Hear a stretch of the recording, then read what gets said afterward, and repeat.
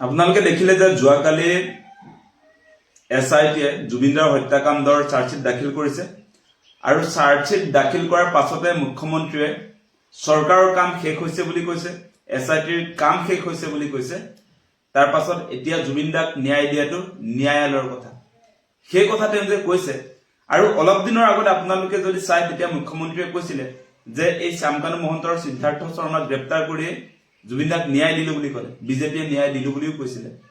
গতিকে তেওঁ সঁচা সঁচিকে জুবিনদাক হত্যাৰ মুখলৈ ঠেলি দিয়া হত্যাকাৰীসকলৰ শাস্তি দিয়াৰ পক্ষত তেওঁ আছে নে নাই সেই কথাটো আমাক লাগিব। আৰু আপোনালোকে লক্ষ্য কৰিব এই ট্ৰাংকে যে আপোনাৰ তেওঁলোকে চাৰ্জশ্বিট প্ৰস্তুত কৰি আচলতে কোৰ্টত প্ৰডাকশ্যন কৰিছে, সেই তাত মাল মতম আছে নে নাই সেই বস্তুটো আমাক লাগিব। কিন্তু আমি দেখিলো যে এই তদন্ত প্ৰক্ৰিয়াটোত যে SITয়ে জুবিনদাৰ যিটো তদন্ত চলালে, সেই তদন্ত চলোৱা সময়খিনিত আমি প্লেচ অফ অকাৰেন্স ঘটনাস্থলীত গৈ তদন্ত কৰা কিন্তু আমি নেদেখিলো। আয়োগ ঘটনাস্থলীলৈ নগলে। গতিকে আয়োগ যদি প্লেচ অফ অকাৰেন্সলৈ নাযায়, কেনেকুৱা ধৰণে তেওঁলোকে চাৰ্জশ্বিট প্ৰস্তুত কৰিছে, কেনেকুৱা ধৰণৰ চাৰ্জশ্বিট তেওঁলোকে কোৰ্টত প্ৰডাকশ্যন কৰিছে, সেইটো তেওঁলোকে জানে। আৰু তেওঁলোকে কিবা কল্পনাৰ ভিত্তিতে কিবা চাৰ্জশ্বিট দাখিল কৰিলে নেকি? আৰু কল্পনাৰ ভিত্তিত যদি চাৰ্জশ্বিট দাখিল কৰিছে তেনেহলে কোৰ্টতটো সেইটো উফৰি যাব। গতিকে মুখ্যমন্ত্ৰীয়ে এনেকৈ আচলতে সেই যে 12,000 পৃষ্ঠা নে কিমান পৃষ্ঠাৰ চাৰ্জশ্বিট দাখিল কৰিছো বুলি কৈ চৰকাৰৰ দায়িত্ব শেষ হৈছে বুলি ক'লে নহব। বৰ্তমান সময়ত আপোনালোকে যদি চাই ৰাজ্যখনত পেন্ডিং হৈ থকা আচলতে কেছৰ সংখ্যা, সেইটো দেখিলে আপোনালোকে আচৰিত হ'ব। এই অভিনীল হত্যাকাণ্ডৰ কথাটো আপোনালোকে নিশ্চয় মনত ৰাখিছে, জোনমণি ৰাভাৰ হত্যাকাণ্ডটোৰ কথা আপোনালোকে নিশ্চয় মনত ৰাখিছে। আজিৰ দিনটোলৈকে অভিনীলক আমি ন্যায় দিব পাৰিলো নে নাই? আজিৰ দিনটোলৈকে জোনমণি ৰাভাক আমি ন্যায় দিলো নে নাই? সেই কথা বতৰাবিলাক আপোনালোকে মনলৈ আনক। জুবিনদাৰ ক্ষেত্ৰতো আচলতে অভিনীল হত্যাকাণ্ড বা জোনমণি ৰাভাৰ এই গোচৰটোৰ নিচিনাকেই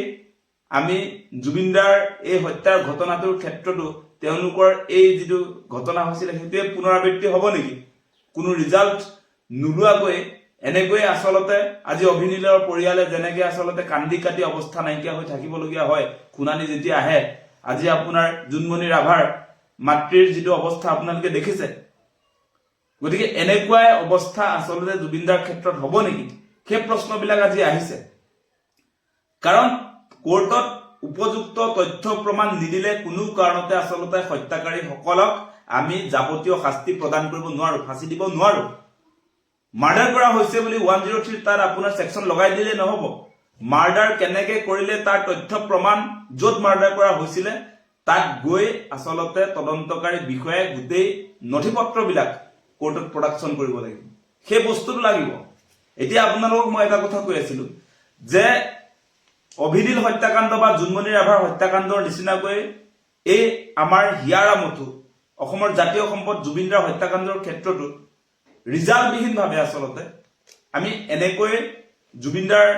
আচলতে হত্যা কৰাৰ দিনটো আহিব, তাত আমি ধূপ চাকি জ্বলাই জুবিনদাক মনত পেলোৱা সেই শ্ৰদ্ধাঞ্জলি অনুষ্ঠানে পাতিব লাগিব নেকি? সেই প্ৰশ্নবিলাক আজি আহিছে। জুবিনদাক সঁচা সঁচিকে আমি অসমবাসী ৰাইজে ন্যায় দিব পাৰিম নে নাই? আমি যে #জাষ্টিছ ফৰ জুবিন গাৰ্গ যে লিখি আছো, আজি যে চৰকাৰক আমি প্ৰেছাৰাইজ কৰি আছো, আৰু এই মুহূৰ্তত মুখ্যমন্ত্ৰীয়ে তেওঁলোকৰ দায়িত্ব শেষ বুলি যে কৈ দিলে, 12,000 পৃষ্ঠাৰ চাৰ্জশ্বিট দাখিল কৰিছে, তাৰ কাৰণে তেওঁলোকৰ দায়িত্ব শেষ, সেই কথা কেতিয়াও নহয়। আমি সেইকাৰণে কৈছো জুবিনদাৰ হত্যাকাণ্ডটোৰ ক্ষেত্ৰত আচলতে ফাষ্ট ট্ৰেক আদালতত এই বিচাৰ প্ৰক্ৰিয়াটো হ'ব লাগে। আৰু এই মুহূৰ্তত আপোনালোকক এটা কথা ক'ব খোজো যে আপোনালোকে জানি আচৰিত হ'ব যে বৰ্তমান সময়ত আচলতে অসমত পেণ্ডিং হৈ থকা কেছ, মই উল্লেখ কৰিছিলো সেই কথাটো যে বৰ্তমান সময়ত গুৱাহাটী হাইকোৰ্টৰ অধীনত পেণ্ডিং হৈ থকা গোচৰৰ সংখ্যা হৈছে 5,13,000।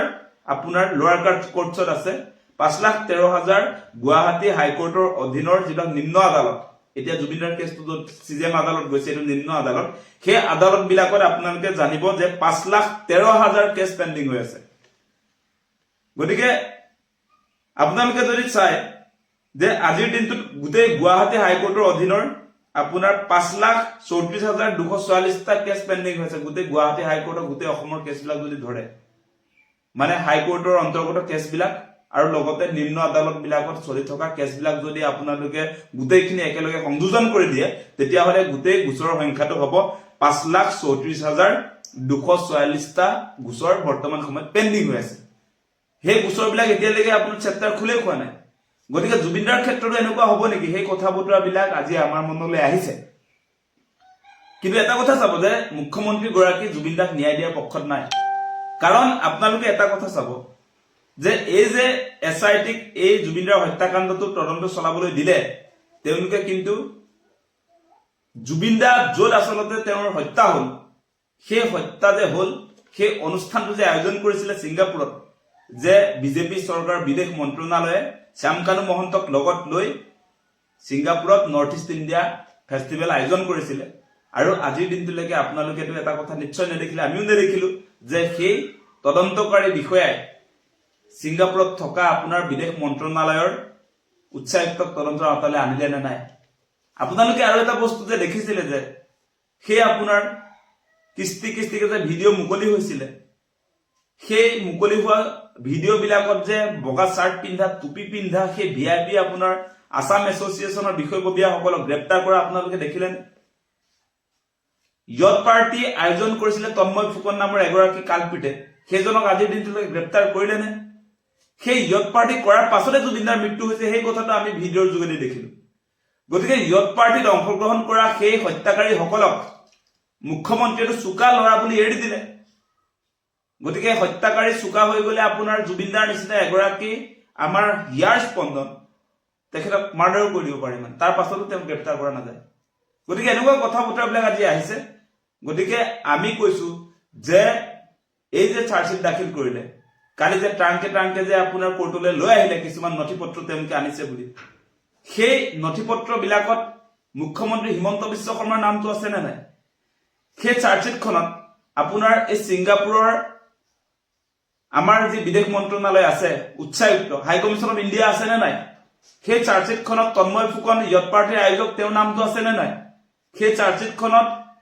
ইয়ত চালককে ধৰি আপোনাৰ 15জন যি ব্যক্তি আছে তেওঁলোকৰ নাম সেই চাৰ্জশ্বিটখনত আছে নে নাই সেই কথা বতৰাবিলাক আমাক লাগিব গতিকে চাৰ্জশ্বিটখনে সেই ৰৌবৰালৈ ঢুকিয়ে নাপালে গতিকে এতিয়া মুখ্যমন্ত্ৰীয়ে